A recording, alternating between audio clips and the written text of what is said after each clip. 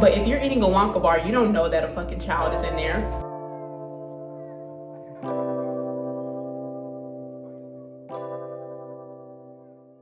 Hey y'all, it's me Sydney and welcome back to Planet Syd. Today we are going to be looking at some conspiracy theories from Willy Wonka, and I'm going to be doing my makeup as I'm exploring these conspiracy theories using my makeup brand Box Office Beauty. It's a movie themed makeup brand, so if you guys are interested in that, then stay tuned. And also if you guys want to know how I got this look, everything will be linked down below. And yeah, I hope you guys enjoyed this video. Today we are going to be looking over some of the Willy Wonka conspiracy theories, and I'm also going to be doing my makeup with my makeup brand. So the first one that we're going to look over is that Willy Wonka is a child serial killer. I feel like this is one of the more popular ones. Yeah, this one is pretty wild, but first I'm going to start off by doing my makeup and my eyes. I'm actually using my eyeshadow palette, The Script.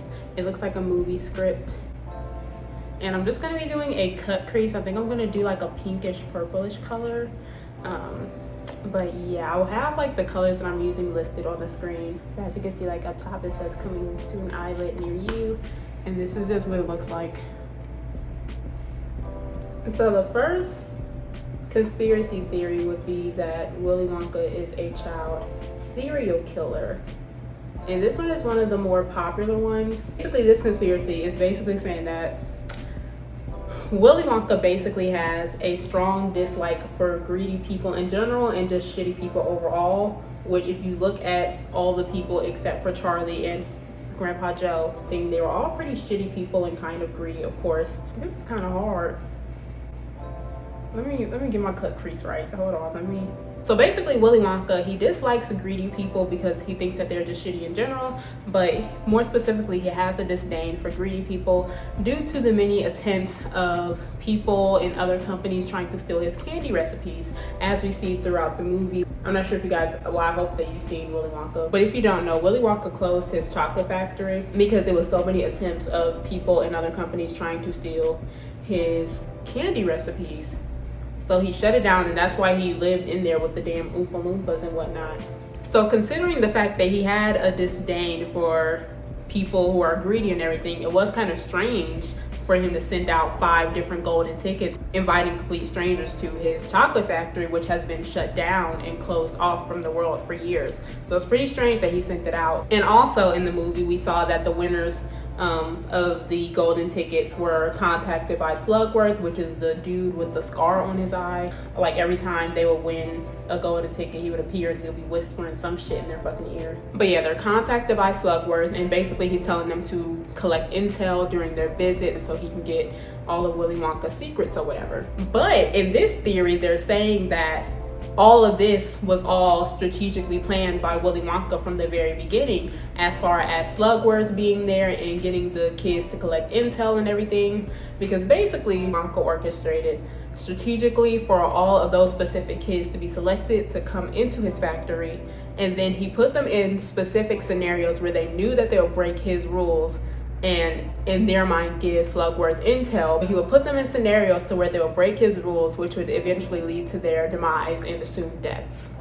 And you can see this conspiracy theory in the movie with Veruca. I think that's how you say her name, Verica, the little blonde girl who the little blonde daddy's girl, because obviously her family would have called Wonka's attention due to them having extreme wealth and everything, and she was a daddy's girl, so she got whatever she wanted, especially how they got the tickets, them hiring all these workers just to make sure that his daughter got a golden ticket. So Wonka probably orchestrated for her to get one and made sure that she had a golden ticket. Then when they entered into the factory, Willy Wonka put her into a scenario where she wouldn't get what she wanted. And it was something that her dad couldn't buy either because it was with the golden eggs. And then she eventually threw the tantrum, and then she fell down the little bad egg chute or whatever, which led to her assumed death. And Willy Wonka, throughout all of these situations with these kids just disappearing, he seems to be very apathetic. So when these kids aren't listening to him and touching things when he tells them not to touch them, or trying candies when he tells them that they're unfinished, he feels that they get what they deserve. Because also in the midst of them touching things and not listening, they're also collecting intel for Slugworth. So in a way, Wonka feels that these kids deserve their unhappy endings, and that in a way he's doing the world a service by ridding them of these shitty people and their parents. I'm just gonna go in and make my cut crease. Hopefully I don't fuck this up. What the fuck was that?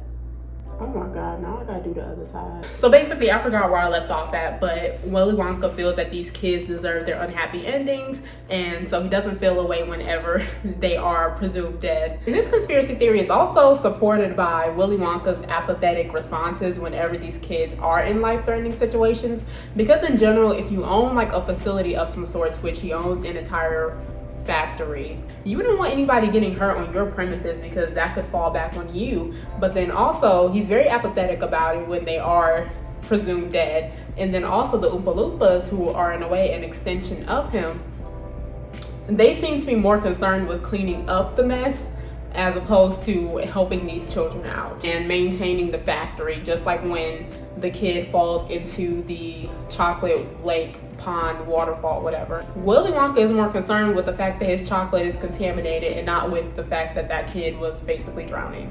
And also with Willy Wonka being a child serial killer, I also kind of believe it, because the songs that the Oompa Loompas are singing, if you pay attention to the lyrics, they're singing about how terrible the children are. And so it seems that the overall consensus is just that children are shitty and we need to kill them because they're fucking terrible. Even though obviously throughout the movie, Willy Wonka is kind of irritated by the parents as well, he sits back and watches the children die, and the parents just are perplexed. Also, in this conspiracy theory, they also believe that Willy Wonka intentionally found Charlie as well, who of course is starkly different from all the other children. So basically in this conspiracy theory, they think that Willy Wonka found Charlie, who is obviously starkly different from the other children, to see if poor kids are any different. So in a way, kind of doing an experiment as well. Also, it seems that Charlie isn't really an exception in this conspiracy theory either, in that he is a child serial killer, because when Charlie and Grandpa Joe drank the fizzy drinks, he left them for dead. Of course they survived, which we all know, but Willy Wonka was gone. But at the end, you can see that Charlie doesn't die, because he has a chance to prove that he's an honest person in the very last scene, to where Willy Wonka had obviously really disappointed Charlie and Grandpa Joe whenever everybody else was gone and they were the last ones left, and he was kind of just like, well, it's over, deuces. And they still had a piece of the gobstopper candy, but instead of taking it, they gave it back to Willy Wonka, and that's when he was all happy and they were alive at the end. And then of course we all know that Charlie inherited the chocolate factory as well, but in this conspiracy theory they're saying that he inherited the chocolate factory and Wonka spared him because he was an honest person, as well as Wonka is going to groom Charlie into becoming another serial killer as well when he gets older. So that's the first conspiracy theory. I don't know, I thought that one was kind of juicy and interesting, because he did kind of not give a fuck when all them kids was just dying, which is strange. I don't know, I kind of believe it. I'm not sure if I believe that he's gonna train Charlie to be like a serial killer as well. I hope not. Charlie seems like a sweet boy, but who knows. Okay, so the next conspiracy theory that we have is the Snowpiercer sequel theory. Basically, this conspiracy theory is saying that Willy Wonka and Snowpiercer, the movie, if you guys have seen it, are connected. And this conspiracy theory was honestly the most surprising to me, but it was one of the more popular ones, which I was surprised about because I had no idea about this one. And also I'm going to be going in with Screenwriter, which is this dark pink color over my lid, or the cut crease part. This theory is basically saying Wilford, who is, it's actually funny that his name is Wilford, and because it's like Willy Wonka and Wilford, but basically it's saying that Wilford, who is a person who created and maintained the engine on the Snowpiercer. The Snowpiercer is this huge train that basically, if you guys haven't seen the movie, society and like the world, what is it? It's like global warming or something. Basically like the world kind of ended or whatever. This is actually wild because I've seen this movie. The world kind of ended or whatever, and not ended, whatever, something with global warming, whatever. It's like cold as hell outside, so whoever's left of society is on this big ass train called a Snowpiercer. And basically within that train, basically like in each cart, it's like a class system. So the further back that you are, the worse off that you are. And then basically like the people that are in the back, who are all like oppressed and shit, make their way up to the front and then they like revolt. It's kind of like Eat the Rich kind of, but like on a train. So love that for them, but basically that's what Snowpiercer is about. So the person who made and maintained the engine, of course, is like up there with the higher ups on the train. So it's saying that Wilford, who is a person that made the engine, is actually a grown-up version of Charlie from Willy Wonka. And this would make sense because Wilford, or grown-up Charlie, would have a lot of intel and information and knowledge about how to make and maintain an engine for an entire train, because as we all know, Charlie was Willy Wonka's protege. But even though Willy Wonka owned a candy factory and he's this candy connoisseur, he also was very knowledgeable when it came to technology, because throughout the movie we see all these cool gadgets and stuff that he created. So it would make sense that he would know a thing or two about technology and how to build an engine of some sorts. So because Charlie we would assume would have all of this knowledge about different gadgets and technology and stuff, it isn't a far stretch to say that he would know how to build an engine and would know how to maintain the Snowpiercer. Furthermore, this theory is believed because Wilford, who is a grown-up version of Charlie, uses similar ways to find a successor, much like how Willy Wonka did. So he uses similar methods like leaving clues in Curtis's food in the Snowpiercer, much like how Willy Wonka did with leaving the golden tickets in the Wonka bars for Charlie to find. Also, I find this theory kind of believable because obviously Charlie is Wonka's protege, and so he's learned a lot from Willy Wonka, but he's also inherited his disregard for human life. So that would make sense considering the fact that Wilford, if you've seen the Snowpiercer, he really doesn't care about human life at all. So I don't know, I thought that the Snowpiercer was really interesting because that is a far stretch to make, but that is a really, really good one to me.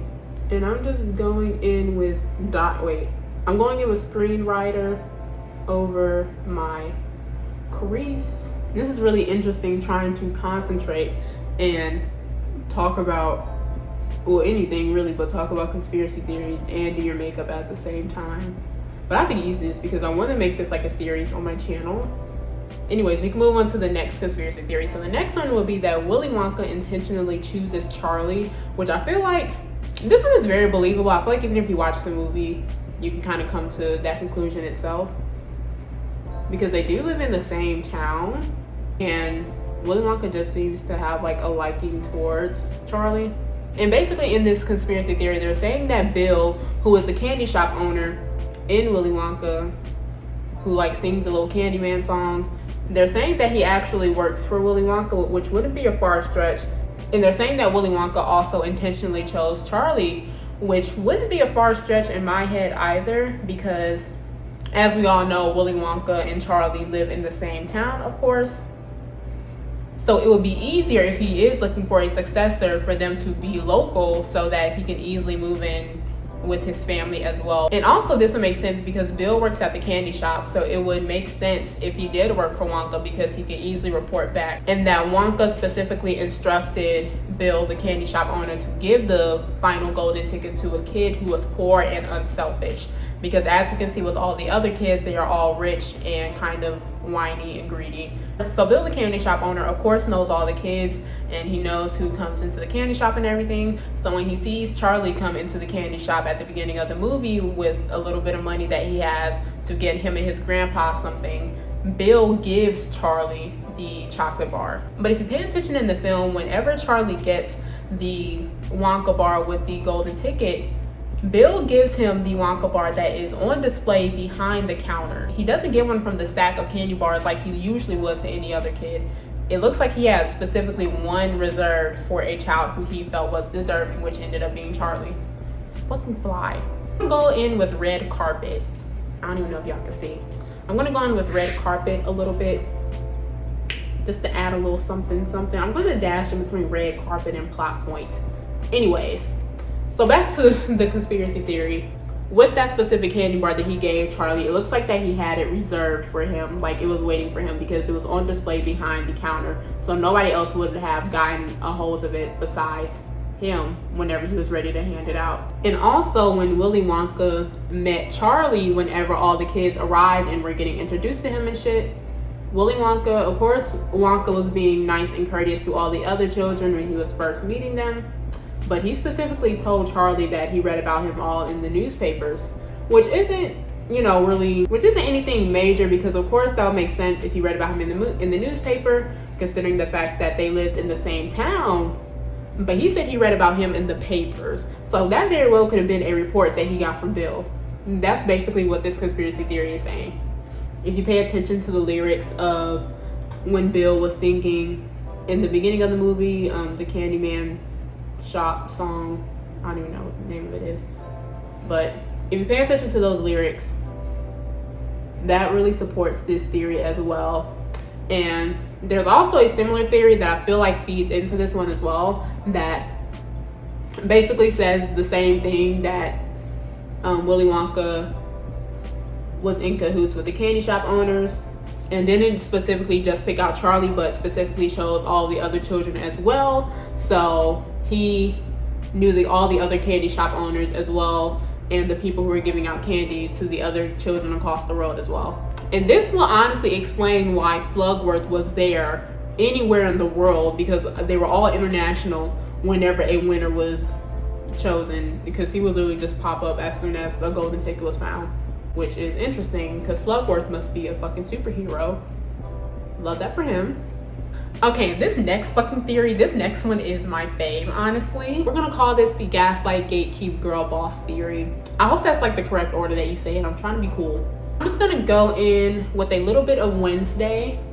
We wear pink on Wednesdays, which is this hot pink, and then prop, which is this purple.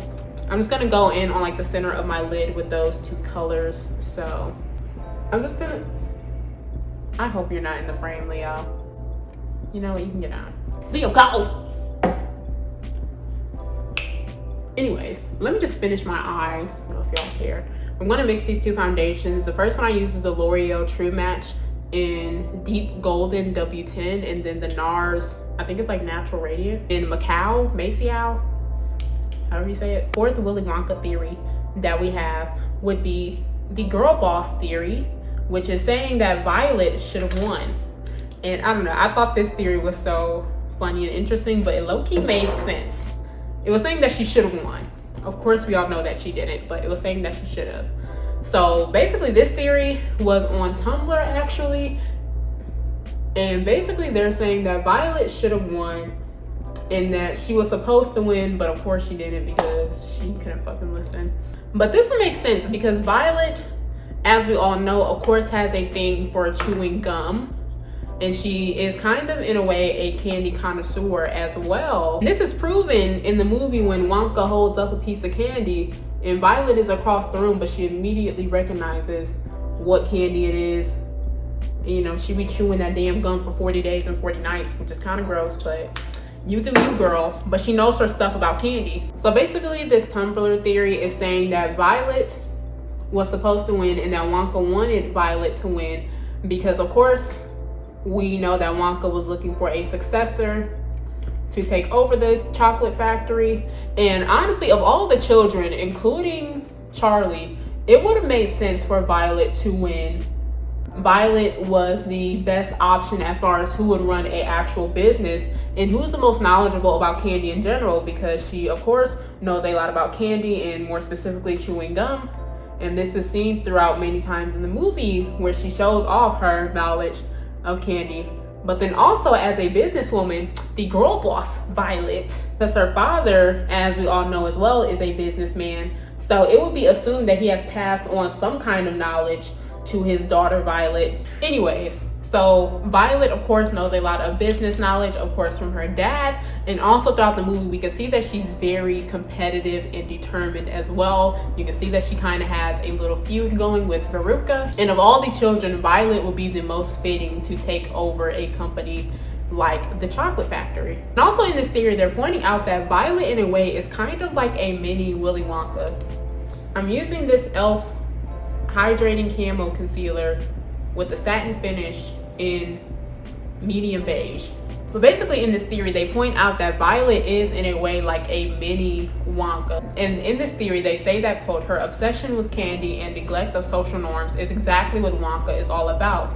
This is on brand. And that makes sense as well because she is like a mini Wonka, because Wonka is the same, like he's not a normal guy and he doesn't just like and care about candy. He has an obsession with it. That's why he's built an entire brand off of it. But of course, Violet can't live out her girl boss dreams because she ate the piece of chewing gum, which turned her into a big ass blueberry and soon killed her, or she got juiced, whatever the hell. But I find it interesting even with this theory, because as Violet was chewing the gum, which she shouldn't have been, but as she was chewing the gum, she seemed genuinely excited to share her experience. You can see that she's telling them like, oh, it tastes like this, whatever, whatever. And so she genuinely seemed excited to tell them about her experience because she genuinely enjoys candy. And so I don't know. I wish Violet could have been a fucking girl boss. I'm just gonna finish blending out my concealer because I really need to focus. And then we're gonna move on to the next one. I just hope this is coming out well because I never did my makeup on camera. So, well, if it comes out fucked up, then, you know, at least we have fun, you know? Okay, so next I'm just gonna use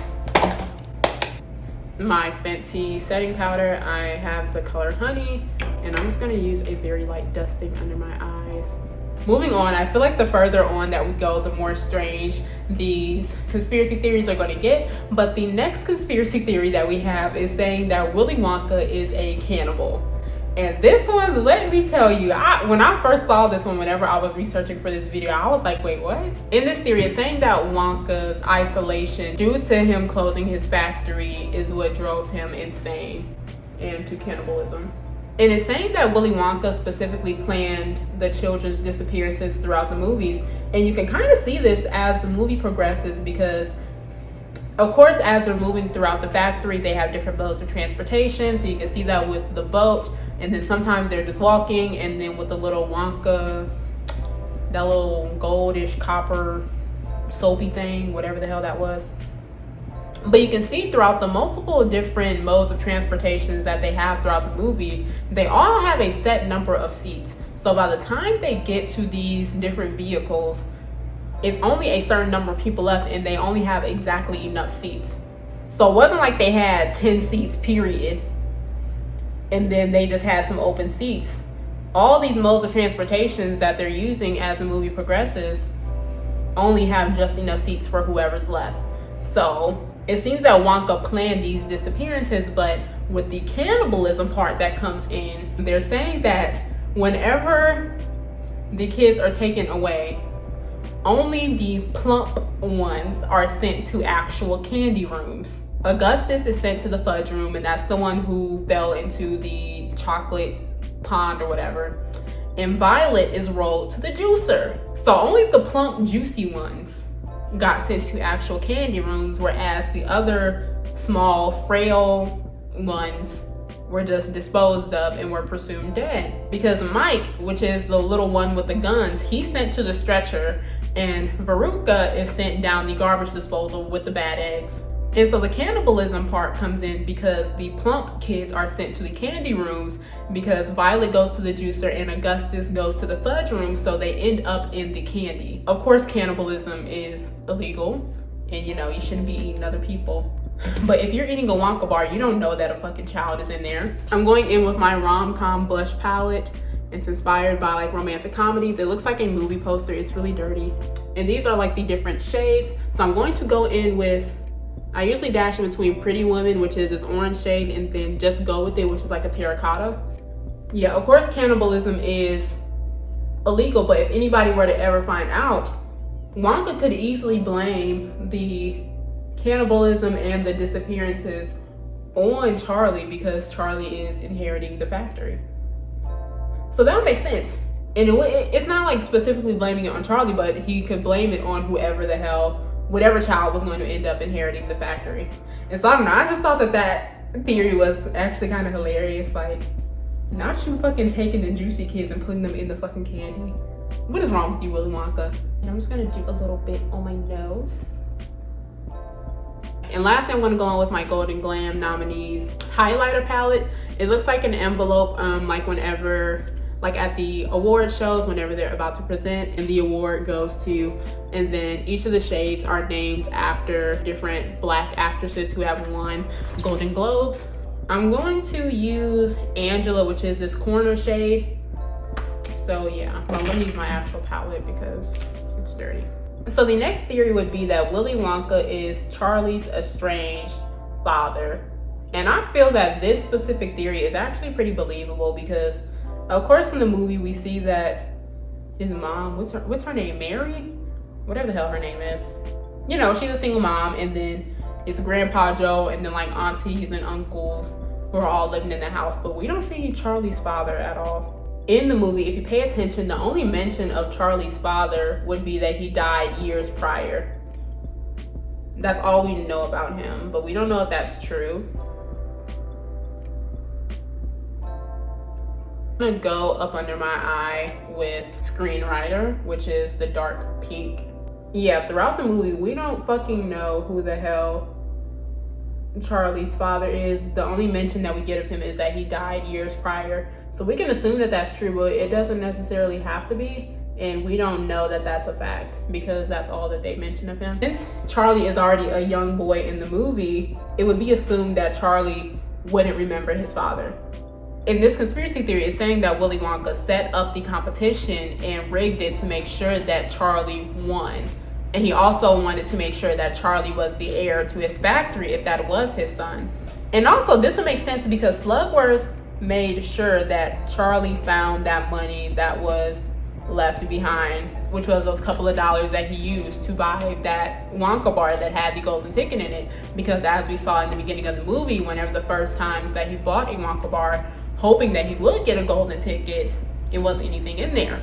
And he made sure that it was at the right time when also other people were finding it so it wouldn't look suspicious. And then in this theory, they're saying that Wonka also intentionally selected the other bratty children as well, which would make sense. I wouldn't be surprised by that.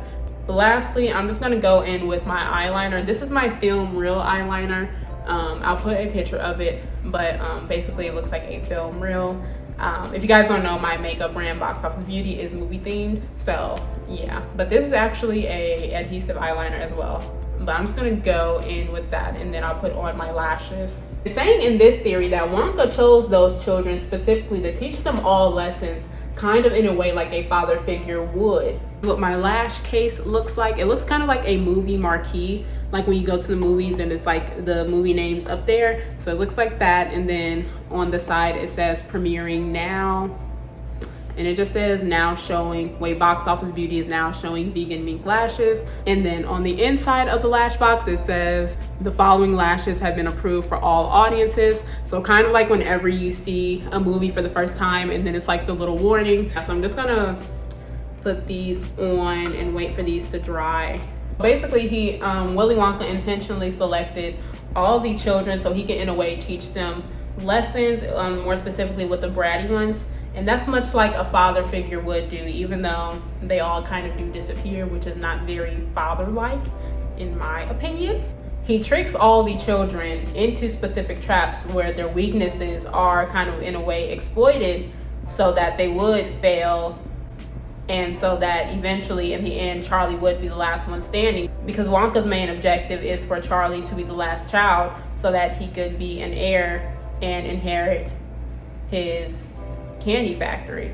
But you can see that with all the children, Wonka's in a way teaching them lessons because they all are kind of bratty in their own way, but he isn't really teaching Charlie any specific lessons because he doesn't like tricking Charlie.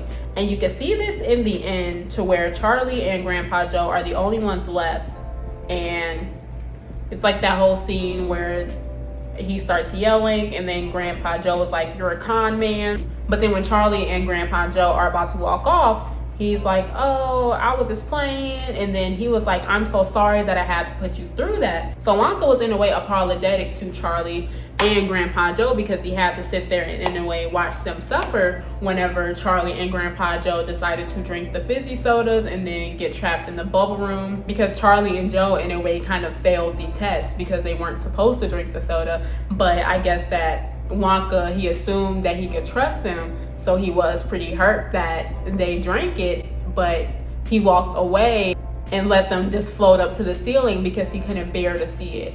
And I'm more inclined to believe this specific conspiracy theory because even in the beginning of the movie, when Willy Wonka is meeting all the children after they all win and are about to enter into the factory, he's being very witty with all the other children, except for when he lastly gets to Charlie. He seems very calm and reserved. And furthermore, when he talks to Charlie and asks who he's with, and he says Grandpa Joe, he immediately kind of straightens up and kind of seems in a hurry. And this could be due to Willy Wonka seeing the father of his estranged lover. So, I don't know, I thought that one was juicy and interesting. I'm trying to let these things dry. Okay, and we got one more. So the last conspiracy theory is that Willy Wonka is taking them through hell, kind of like a Dante's Inferno-esque type of thing. So I'm gonna put on my lashes and then we're gonna explore that last one.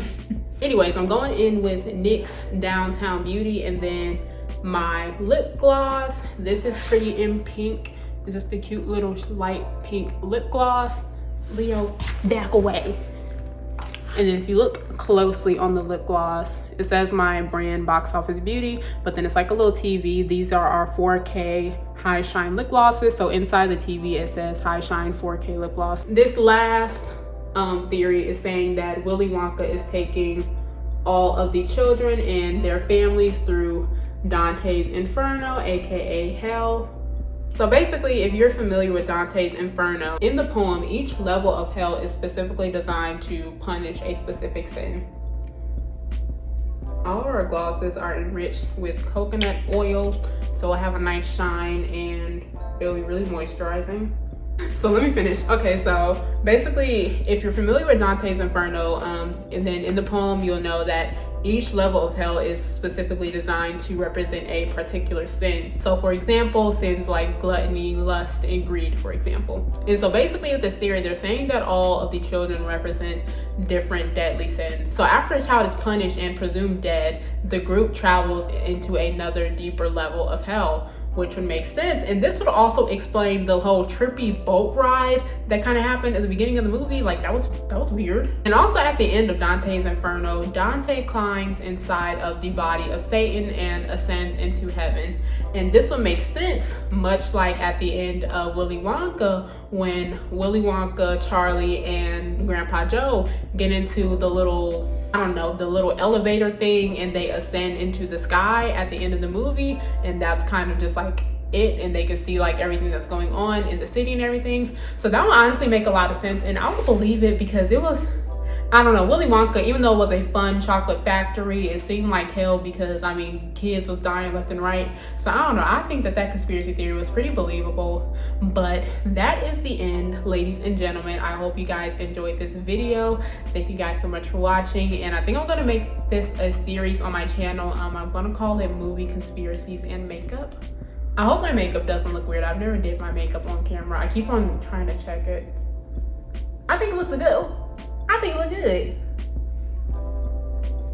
It's giving chocolate strawberry. That's what it's giving. I hope you guys like this video and this idea. Also be sure to check out my makeup brand, Box Office Beauty. If you guys like movies and makeup, then you guys will love Box Office Beauty. Thank you guys so much for watching. Again, my name is Sydney, and I hope you guys feel safe and sane wherever you are. And I hope you guys are finding joy and fulfillment on your journey of self-expression. Until next time.